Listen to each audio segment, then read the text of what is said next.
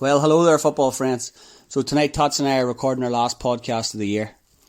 We have the festive cup finals just around the corner, so we're going to have a game of Keepie Uppies with Bob, Border and Sons. So listen in and catch Uppies again in the new year. Have a Merry Christmas to all our listeners. Like, share the love. Remain awesome, football friends. Keepie Uppies with Richey and Tots.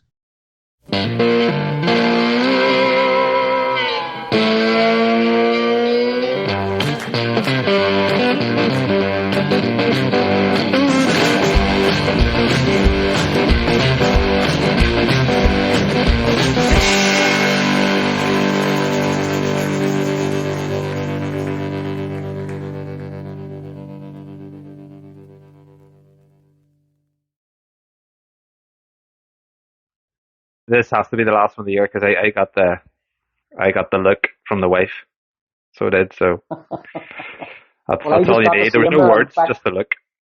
Not another podcast. Not another podcast. I'm just back from the Girls Academy's Christmas party, and I said I'm just nipping in here for 15 minutes to get a chat with Tots and Joanne. So you're coming between us, Tots. You're coming between us. So here we're going to start before we move on to Bob, Border and Sons. What about the World Cup final? What do you make of it? What a game! What a game! I was actually in Bradford with family for the weekend there, and ended up watching it in their house. The weather was atrocious; we couldn't leave, and thankfully it turned into be quite the performance, quite the game. Probably, I think, undisputably, probably the best World Cup final ever. But do you know what the funny thing was? I was watching it, and you see, it got to about the 75th, 76th minute. And I just remember I turned around to Louise and I goes, this match, it's absolutely atrocious. Because France didn't even have a shot at that stage. Argentina were just playing the game out because they were 2-0 up.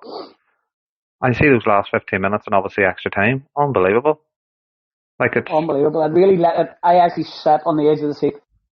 Like, they talk about, like, metaphorically, I jumped up and just sat at the edge of the seat and couldn't take my eyes off it. I had a sweat. I had Messi 2-1. Messi to score any time and France and Argentina win 2-1. And Kale texts me, says, "Oh, that's up. You can cash it out if you want." I said, "No, let it ride." And 90 seconds later, or whatever it was, then it was 2-2 as well. Like that, and then it was game on. It was, couldn't believe it. So fantastic. Absolutely fantastic. And the way even the game was going, I thought France, because Argentina were rattled obviously at 2-2, as you probably would be. And I thought there was only going to be one winner at that stage. I mean, they missed that chance right at the very end, where Martinez made a brilliant save. What a save. What a save. For me, I thought the game was done and dusted on 40 minutes whenever France made the two subs. Took Giroud and Dembele off, and I was thinking, substitution in the first half? Oh my goodness, there's something up here. I thought they'd resigned to just holding out, but to Deschamps' credit, Deschamps and Mbappe made a game of it. Mm-hmm. And what about Messi? Did it make a difference, do you think, whether he won the World Cup or not? Is he the best player ever? I think his status has well and truly been rounded off, and he was celebrated for all the right reasons. Where obviously the argument is about him and Ronaldo. Ronaldo made all the headlines for all the wrong reasons this year. So I think the legacy will certainly be raised against Ronaldo, but he was spectacular. Like every game, he stood out, and it was kind of minimum effort, maximum impact. Where when he got the ball, he was on fire, but off not being on the ball, he didn't do a lot of work, but saved himself for when he got the ball, and then he was electric. And they couldn't cope with him. Man of the match in every game. Fantastic. Yeah, special player. So we're gonna move away from the World Cup. We're gonna start off with the Border Cup final between Drumaness Mills and Crumlin Star. Crumlin Star probably the favourites in that game. How do you see it? How do you see that one kind of panning out? So Drumaness are third from bottom in the amateur premier with just the 9 points. Crumlin Star couple of places above them on 15. So, but they do have a couple of games in hand over Drumaness in the league, and you would expect them. They've kind of set the standard in the amateur premier for a few years, or maybe tailed off the last year or two, but they'll no doubt be thereabouts come the end of the season. But how do you see that one? Crumlin Star a bit team we're more familiar with, and as you said, they've had good form, they have a good history, and for me, I would favour them just simply because of the calibre. No disrespect to their opposition. So I'm putting my hat on Crumlin Star. So you're going for form and all that goes in their favour.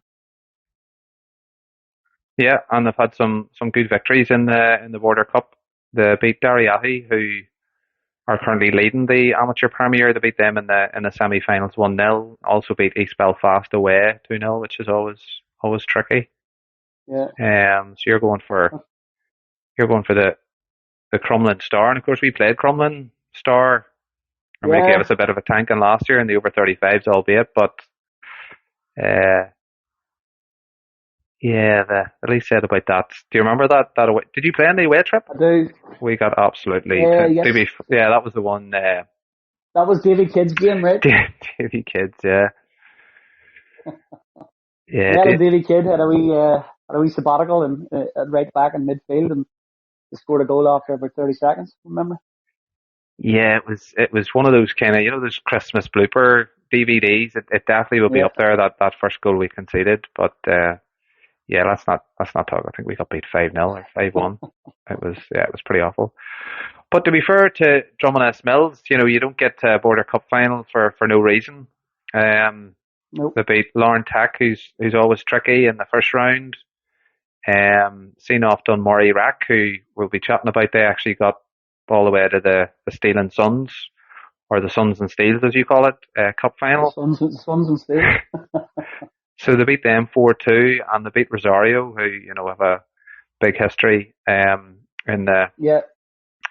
beat them in round 5. Affiliation with Rosario myself, that's. Oh, is that right? Go tell us about that. Go on. I played for Rosario in the under 15 Newcastle Pontine tournament. Right. Back in 1995, me and Mark McCann and others, Johnny Gilbert, Davy McGill, I think I do remember you touched on that. So how did that work? Were you invited, obviously, to play for them, or? Yeah, it was actually, I think it was Grosvenor Boys and Rosario. It was like a cross-community thing, and Marty Shields, the coach at the time, I'm not sure how he reached out to us, but it was me and Mark and Paddy and Piff and Owen Judge and McGurk, Johnny Gilbert. We all went across as part of the process, and we were fortunate enough to win the tournament. It was a hell of a time. Very good. Stevie Cure always tells that story. I'm sure you've heard it about a million times about doing nets for Rosario. Right. And I think Aaron Hughes scored past them, or did he save a shot from Aaron Hughes or something like that? But that story usually comes out every year. So well, the big story for us was we beat Wallsend Boys, who are the big youth team in that part of the world. We beat them 1-0 on the TV cameras were there and stuff. It was a big deal. And then we went on to play. I think we played Middlesbrough, played Peterborough, and beat Dungoyne Boys of all teams in the final to win it. So an old memory from 1994/95. Very good. So Rosario, always keep an eye out for Rosario. And Marty Shields, obviously, coach at the time. So you're going for Crumlin Star. I think you kind of have to go for a Crumlin Star. But in saying that, who knows? We talked about the World Cup there. There were quite a few shocks in the World Cup. So it's just 11 against 11. Final, so who knows? 50-50. Drumaness Mills, they haven't won the Border Cup before in their history. So they'll be as motivated as ever to win their very first. You have to start somewhere. Oh, so 100%. And best luck to both teams. Big time. Yeah. So moving on then swiftly to the Steel and Sons Cup final. It's going to be another interesting one. Dunmurry Rec, who have done terrifically well just to get to the latter stages, but to actually make it to the final. They're up against Bangor, who are going to be huge favourites. Bangor at the minute are sitting second in the Premier Intermediate, just just behind Ballinacast. They're a few games in hand. They're looking in good nick at the moment for promotion, but there's still a long way to go. And as I say, they're up against Dunmurry Rec, who are in the amateur 1A, so they're not even in the Premier Division. So to get to the final, as I said, has been an unbelievable achievement. It's an achievement in itself. Absolutely. So that's going to be an interesting one. How do you see that one kind of panning out? Again, are you going with the favourites, or? Well, I would probably favour the favourites, as you say. Bangor are kicked on; they're doing well, but again, if the World Cup proved anything, as you already said, like, you don't rule out the underdog, and take that one for granted when you think it's over. Well, that's it. But even when you look at some of the teams that Dunmurry Rec have beaten, as I said, they're in 1A, which is probably the equivalent of Mid-Ulster Intermediate B. They've beaten Premier Division sides, East Belfast, who are division above them and a very strong team. That was in round 3. and round 4, they overcame Wellington Rec, who are in the Ballymena and Provincial Intermediate League and are a strong side. Then in round 5, they beat Ards Rangers, who are in the Amateur Premier Division above them. And then they beat Immaculata, who have won all their games in the Amateur Premier in the semi-final, albeit on penalties. But still, they went through. And probably in all those games, they were massive underdogs. Nobody would have expected them to get past those 3 or 4 sides, and they're through to the final. So they've nothing to lose.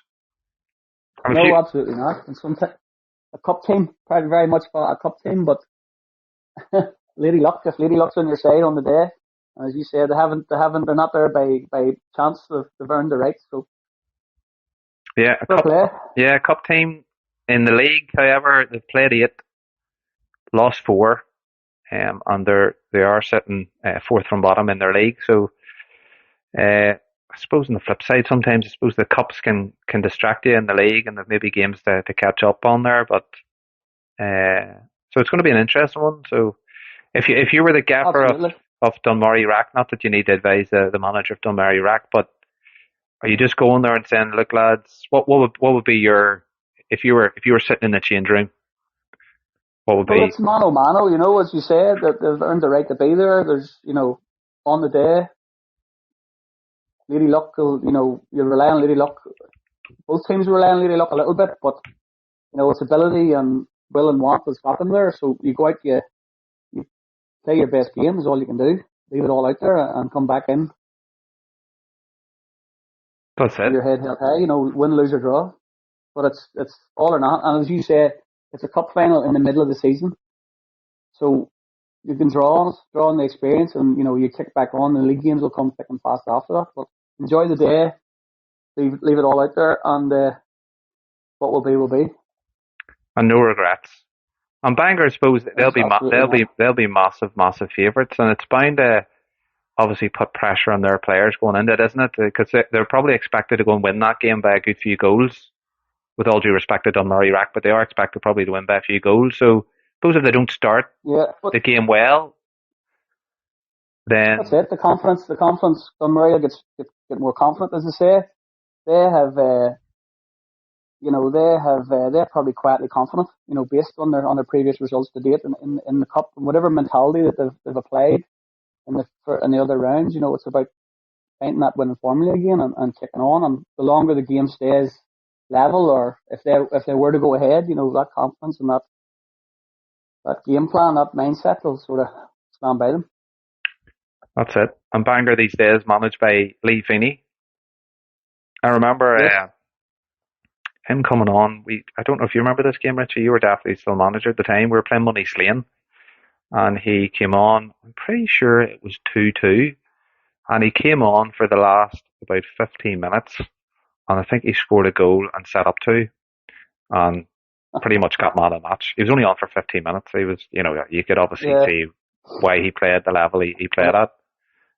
So it's good to see him. Somebody like that. He went on to manage Banbridge Rangers as well, and did a good job there. So it's good to see him obviously still involved, and because he'll obviously have a lot to pass on to the young players and doing an No, excellent absolutely. job at Bangor. And it's good to see Bangor as well, because I remember when I was growing up, Glenavon supporter, they were a big football club. So hopefully Yeah, they're on the rise. It's going to be a on the good rise battle again. between them and Ballinacash, who have made a brilliant start to the season, which is good to see from Yeah, they them. really have. Big time. And I'd say it's something to draw confidence from. Teams are coming up through the divisions and holding their own. The future's bright for the up and coming clubs. That's it. And finally, on to the Bob Radcliffe. So you were saying, obviously, it's between Dollingstown, who are going to be the big favourites, like Bangor, up against our club, Oxford Sunnyside. You were chatting to the gaffer, Paddy McCrory. Can you give us any I was inside chatting, but info, or what's his mood like going into the as I match? said, it's an interesting game for both clubs because neither team has played a competitive match from the 3rd of December. So they're both going into the games without, not to say rhythm, but without competitive football for several weeks. So there's been a lot of training. There's been a lot of long time since they've played football. So we'll see that as a bit of a leveler, And again, Oxford are quietly confident. They've earned the right to be there, and it's just put it out there. Nothing to lose, as you say. We're looked upon as the underdogs. Obviously, Donaldson have been there before, done it before. It's going to be a big day, and hopefully, say we show up and give the best account of ourselves and see what it brings. In any of the games we've played this season so far, I think we've played at Loughgall, we beat 1-0. And even that game, we didn't play badly. I think the only sort of downtrodden game we had was the Irish Cup exit against Tandragee. And we're hoping that that was just a blip in the sand, so we go again. And so the form has been good going into the game. The mood's good in the club. Very strong squad that they put together. So let's see what the day brings. That's it. And I suppose with some of the players that we've got, the likes of Chris Lavery, Declan McVeigh.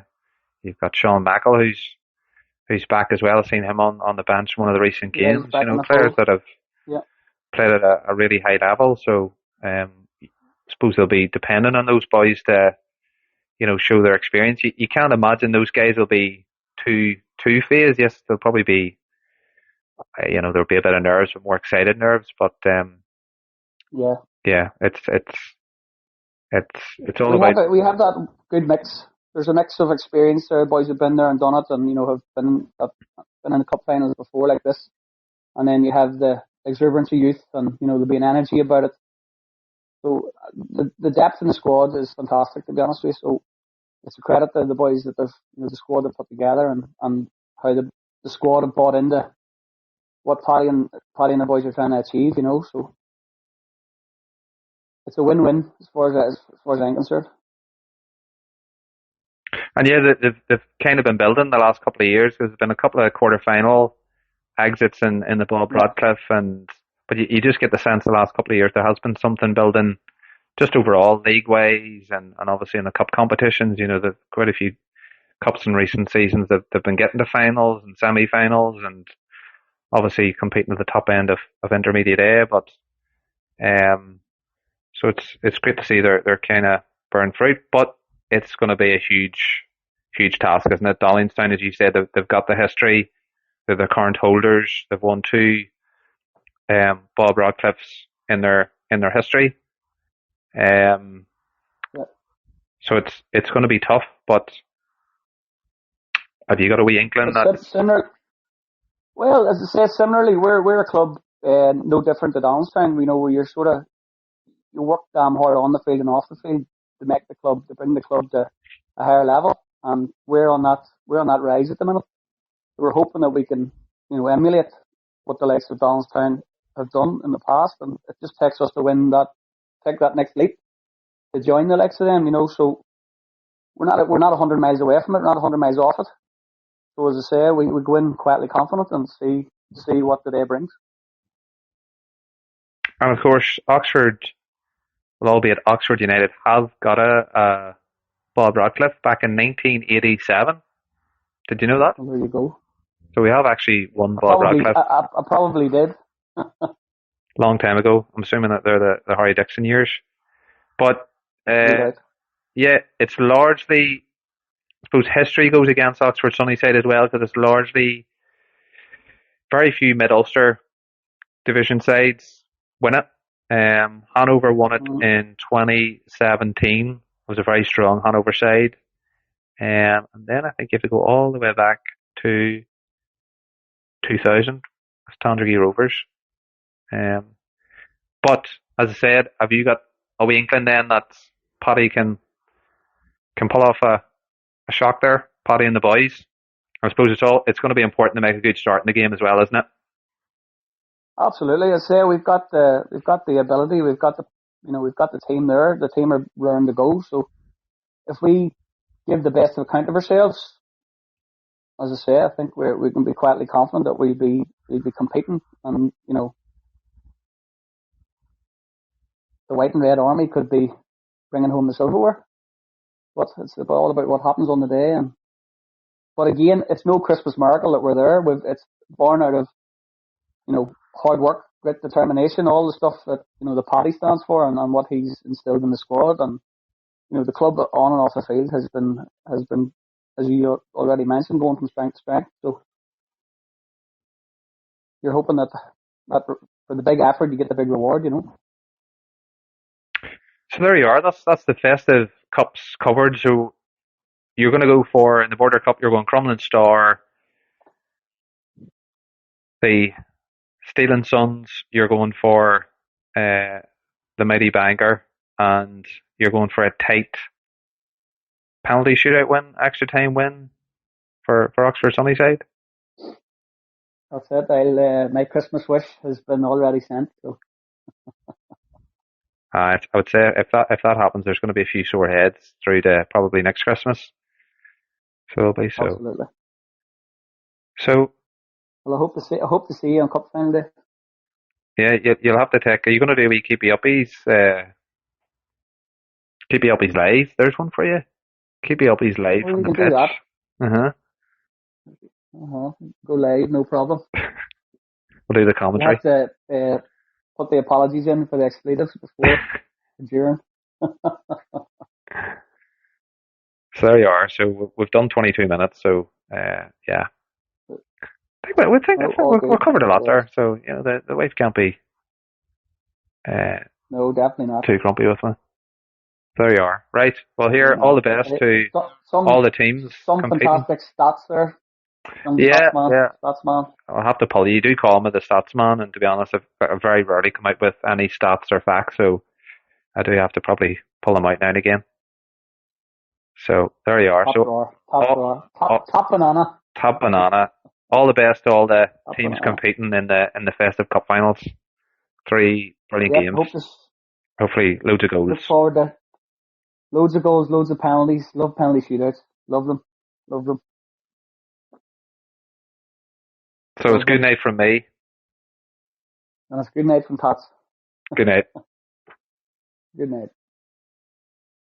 Keepie Uppies with Richey and Tots.